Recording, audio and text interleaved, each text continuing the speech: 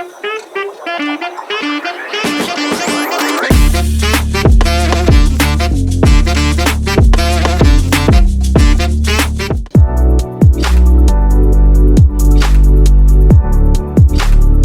to today's SEO lesson. In this video, we will dive deep into heading tags H1 to H6 and understand why they are more than just text styling.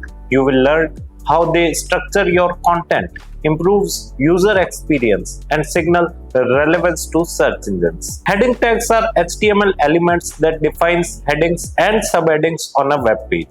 They help organize content into a logical structure, much like chapters and subchapters in a book. The heading hierarchy starts with H1 as the main title, then H2 for major sections, followed by H3 for subsections, and so on down to H6.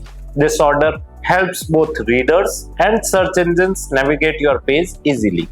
The H1 is your page headline, the main topic indicator. It should be unique, descriptive, and contain your primary keyword. Only one H1 should be used per page to avoid confusing search engines. H2 tags break your content into major sections. Think of them as chapter headings. They often contain secondary keywords and help readers jump to key parts of your content. H3 tags go under H2, acting as subpoints. They add more detail and keep information well organized, making it easier for readers to scan and search engines to understand. H4, H5 and H6 are for deep level structuring. They are rarely needed on simple pages but are useful for complex, technical or academic content that needs multiple layers of organization. Well structured headings improve keyword visibility, enhance accessibility for screen readers, and help search engine understand the importance of different sections in your page. Headings make your content easier to read. Visitors can quickly scan for what they need, improving engagement and reducing bounce rates, both important for SEO. Use a single H1 per page.